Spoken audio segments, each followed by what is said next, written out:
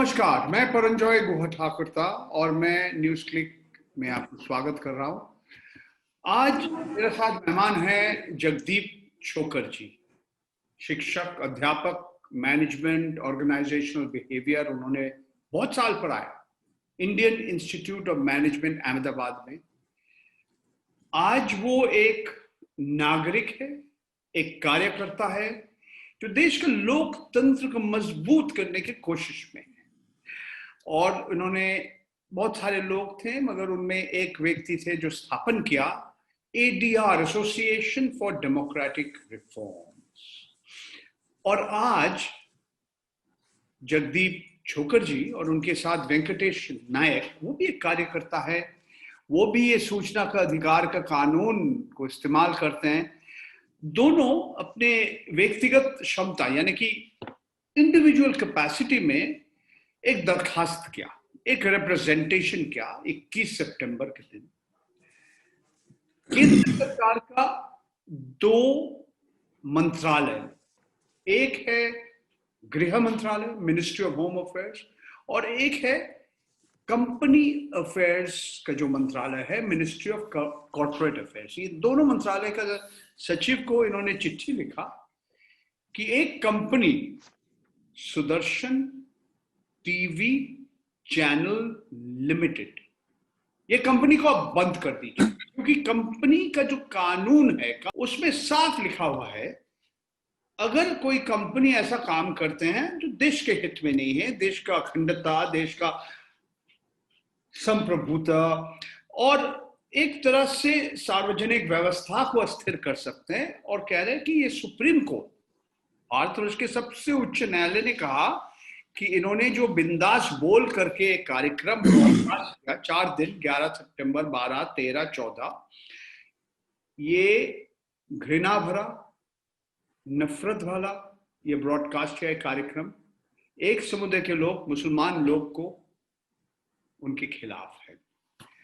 तो जगदीप जी, आप इस विषय के ऊपर अभी भी सुप्रीम कोर्ट में चर्चा चल रहा है जब हम बात कर रहे हैं, तो इस समय आपने क्यों सोचा कि आप ये गृह मंत्रालय और कंपनी अफेयर्स का मंत्रालय को ये दरखास्त करेंगे कि ये कंपनी को बंद कर दीजिए? इसका कारण क्या है?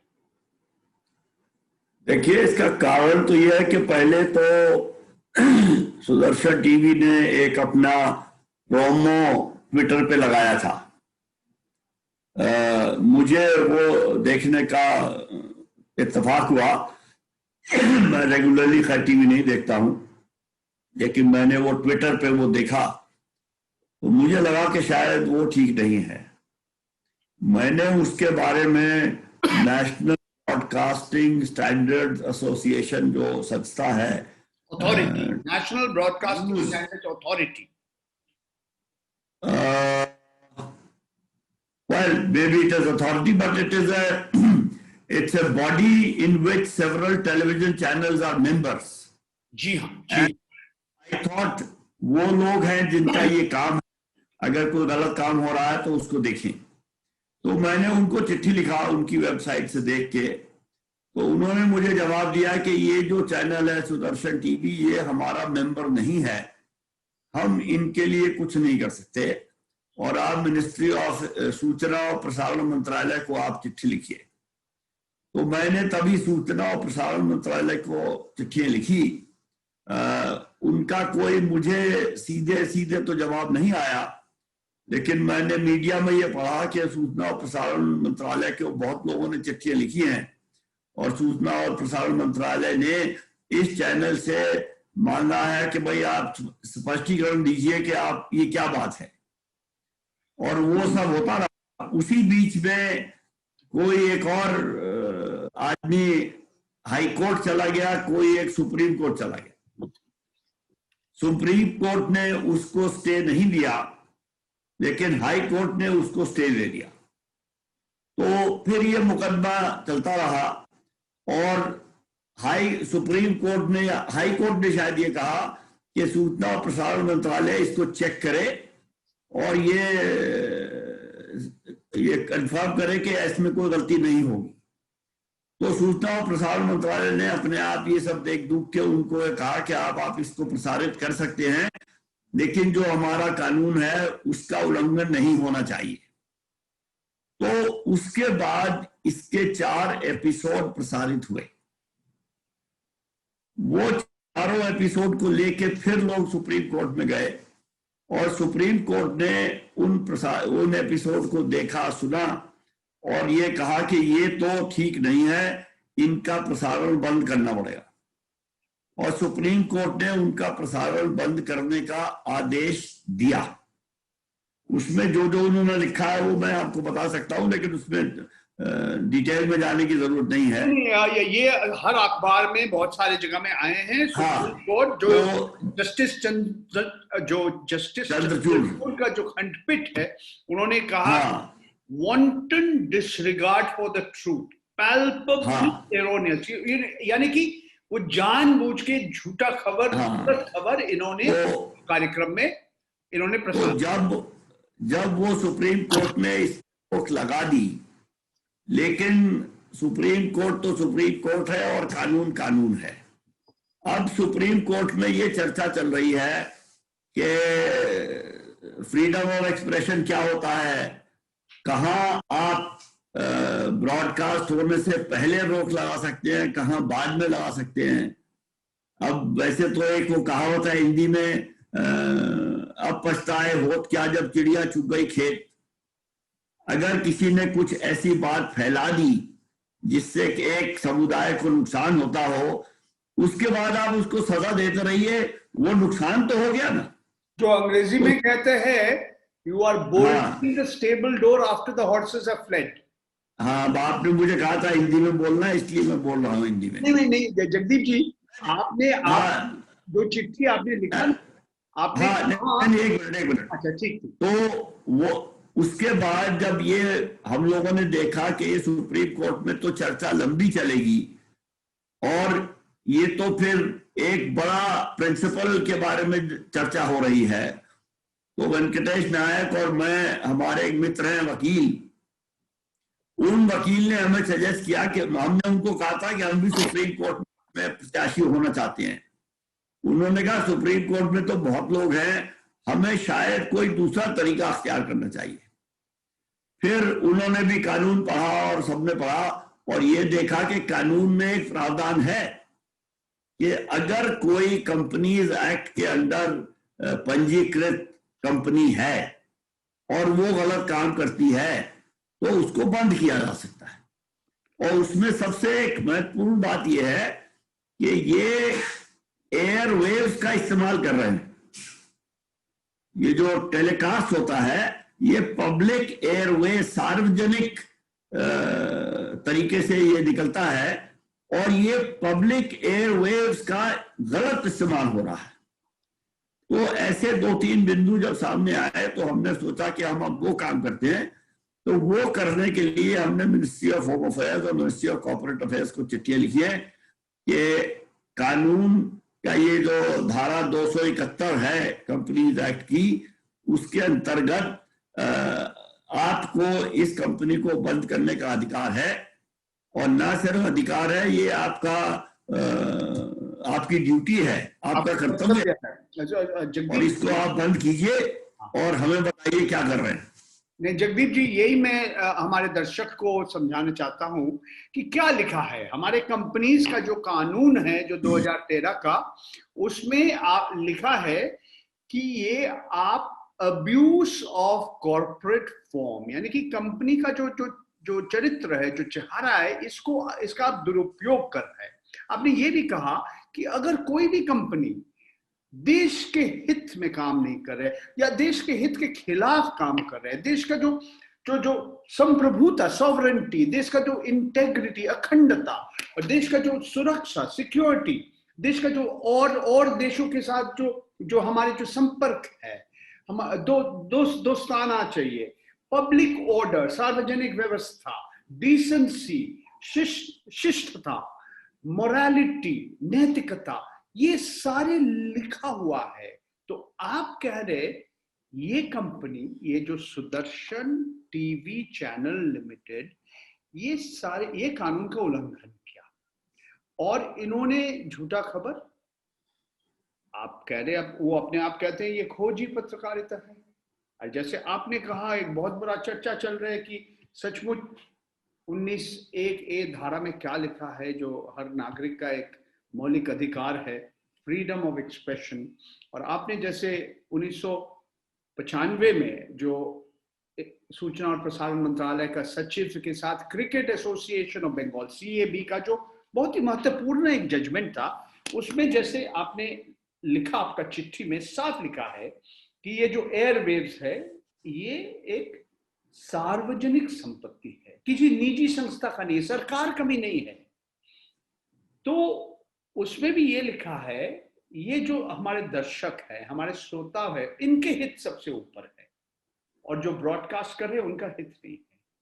तो ये सब आज जोड़ दिया, ये पूरा जो आज सुप्रीम कोर्ट में बातचीत हो रहे, बहुत सारे मुद्दा आ गया, क्योंकि सरकार कह रहे आप इनको नियंत्रण कीजिए, ये सोशल मीडिया को नियंत्रण कीजिए, टीवी के ऊपर नियंत्रण मत कीजिए। तो हमें आप जरा समझा दीजिए, आपका सोच में क्या लगता है? देखिए, आपने तो खैर बहुत बड़ी गूढ़ हिंदी में अनुवाद करके बताया है।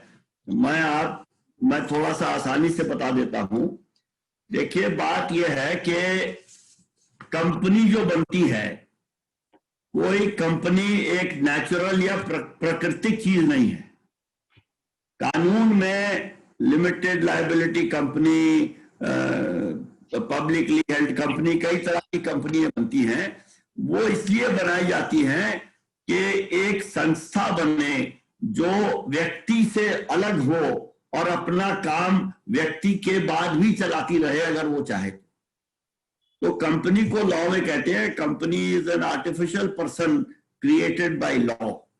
ये कृत्रिम या नकली इंसान है जो कानून ने बनाया है। It is a legal fiction. तो कंपनी को बहुत से अधिकार दिए गए हैं ताकि वो अपना काम कर सके, और वो अधिकार जब सरकार ने कानून बना के या हम लोगों ने कानून बना के दिए, तो उन अधिकारों के साथ साथ कुछ जिम्मेदारियां भी हैं। उनमें एक जिम्मेदारी ये है कि it will not act against the interest of the sovereignty and integrity of India। देश की, जैसे आपने कहा, अखंडता या जो भी है, और सिक्योरिटी, सुरक्षा, दूसरे देशों से अच्छे संबंध, पब्लिक ऑर्डर, सरकार, ये जो जनरल ताम झाम है कानून का, और दुनिया, शहरों में, गांवों में शांति रहती है, उसको डिस्टर्ब नहीं कर सके, और डिसेंसी यानी कि शराफत, और मोरालिटी जैसे आपने कहा, नैतिकता। तो ये एक कुछ फंडामेंटल चीजें हैं कि आप कंपनी बना के ये नहीं कह सकते कि मैं, अब हमारी कंपनी का उद्देश्य है डाका डालना। आप कंपनी बना के इलीगल काम नहीं कर सकते। तो ये उसी में आता है कि ये जो काम कर रहे हैं वो कानून के मुताबिक नहीं है। और जहां तक ये साबित करने का सवाल है कि ये कानून के मुताबिक है या नहीं है, तो सुप्रीम कोर्ट ने ही लिख दिया है। तो सुप्रीम कोर्ट से ज्यादा तो कोई सबूत चाहिए नहीं, क्योंकि सुप्रीम कोर्ट है सुप्रीम। तो सुप्रीम कोर्ट के ऑर्डर में ये साफ साफ लिखा हुआ है कि ये काम गलत है, गैर कानूनी है। और अगर काम गलत है और गैर कानूनी है तो कंपनी को बंद करना सरकार का कर्तव्य है। हम सिर्फ उनको ये कह रहे हैं कि आप अपना जो आपका कर्तव्य है वो पूरा करिए, उसकी अनदेखी मत करिए। तो जगदीप जी, हाँ, तो आपने, आपका जो चिट्ठी आपने जो गृह मंत्रालय के सचिव, कंपनी अफेयर्स मंत्रालय के सचिव को भेजा, उसमें आपने ऑल्ट न्यूज का एक लिंक भेज दिया। ऑल्ट न्यूज भी एक वेबसाइट है, उसका एक उन्होंने दिखाया कि एक बार नहीं, बहुत सारे उदाहरण हैं, ये सुदर्शन टीवी चैनल ने गलत खबर, झूठा खबर, मिस इन्फॉर्मेशन, डिसइंफॉर्मेशन एकदम इन्होंने वितरण किया था। यानी कि ये पहला बार नहीं, इनके खिलाफ और भी लोग शिकायत किया, और आपने केरला का एक न्यायालय ने 50 लाख एक बार इनके फाइन दिया, इसके ऊपर एक जुर्माना किया कि आपने मानहानि किया, यानी कि ये सुदर्शन टीवी का एक ट्रैक रिकॉर्ड है, एक इतिहास है। फिर भी बहुत लोग को लग रहे हैं इतिहास जो भी है, और आप दिखा रहे कि एनडीटीवी ने कोई हिंदू टेरर, हिंदू आतंकवाद के ऊपर आपने कोई कार्यक्रम किया, उसके ऊपर आपने कुछ पाबंदी नहीं लगा। ये विषय आज सुप्रीम कोर्ट में चर्चा हो रहा है, क्योंकि दोनों जो जिसके खिलाफ आप आरोप लगा रहे हैं और जो जिन लोग आरोप लगा रहे हैं, दोनों एक ही बात कर रहे हैं कि ये अभिव्यक्ति का स्वतंत्रता है, ये हर नागरिक का मौलिक अधिकार है, फ्रीडम ऑफ एक्सप्रेशन। और जो 19(2) में जो लिखा हुआ है, जो व्यक्तिगत प्रतिबंधन, रीजनेबल रिस्ट्रिक्शंस, कौन बताएंगे what is a reasonable restriction, क्या है युक्तिगत ये प्रतिबंधन? ये हमारे सबसे उच्च न्यायालय बताएंगे? देखिए, ये बताएंगे तो हम लोग ही, जनता बताएगी, क्योंकि न्यायालय भी कानून को पालन करता है। कानून जनता की उससे बनना चाहिए। हमारे प्रतिनिधि बनाते हैं, लेकिन वो हमारे बिहाफ पे बनाते हैं।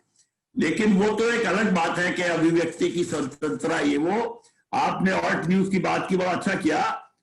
ऑल्ट न्यूज की जो हमने रिपोर्ट अपनी चिट्ठी के साथ लगाई है, उससे तो ये साबित होता है कि जिसको अंग्रेजी में कहते हैं हैबिचुअल ऑफेंडर, इनको ये जुर्म करने की आदत पड़ी हुई है, उससे तो ये है। लेकिन अब मैंने कल ही देखा कि 22 तारीख का, जो कि कल थी, ऑल्ट न्यूज ने एक और छापा है, जिसमें इन्होंने जो 11 तारीख वाले प्रोग्राम हुए हैं 4, उनमें चीजें ऐसी निकाली हैं जो झूठ हैं।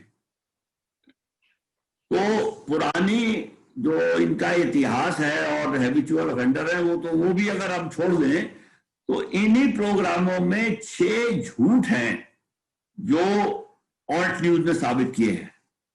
और उनमें ऐसी सी बातें हैं कि भाई हिंदुओं को पता नहीं, शायद 31 साल तक उम्र अलाउड है, मुसलमानों को 36 साल तक है। हिंदू सिर्फ 6 दफा इम्तिहान दे सकते हैं, मुसलमान 9 दफा इम्तिहान दे सकते हैं। वो ऑल्ट न्यूज ने समझाया है कि ये गलत इसलिए है कि उम्र की जो रिलैक्सेशन है वो ओबीसी को भी है, चाहे वो ओबीसी हिंदू हो या मुसलमान हो या क्रिश्चियन हो या सिख हो या ईसाई। तो ओबीसी मुसलमान और ओबीसी हिंदू और ओबीसी क्रिश्चियन और ओबीसी सिख और ओबीसी पारसी, सबके लिए उम्र की रिस्ट्रिक्शन अवेलेबल है। वही बात 6 दफा इम्तिहान दे सकते हैं कि 9 दफा दे सकते हैं, वही बात है कि ओबीसी को अलाउड है, जो मुसलमान ओबीसी में गिने जाते हैं उनको भी अलाउड है। बल्कि ये बड़ा साफ साफ कानून में लिखा हुआ है कि ओबीसी की जो रिलैक्सेशन है वो तो मुसलमानों को अलाउड है, वो मुसलमान जो ओबीसी हैं, सबको नहीं, क्योंकि मुसलमानों में भी लोग हैं जो उच्च जाति के गिने जाते हैं। लेकिन ये लिखा है कि शेड्यूल ट्राइब की जो छूट है वो मुसलमानों को नहीं मिलेगी। तो कानून अपने हिसाब से जो है सो है। कानून में मेरे ख्याल में तो गलती नहीं है, लेकिन कानून में भी गलती हो सकती है। अगर कानून में गलती है तो उसको ठीक करने का तरीका है। तरीका ये नहीं है कि ये कहा जाए कि यूपीएससी, जो कि एक संवैधानिक संस्था है, कॉन्स्टिट्यूशनल बॉडी है, वो बेईमानी कर रही है।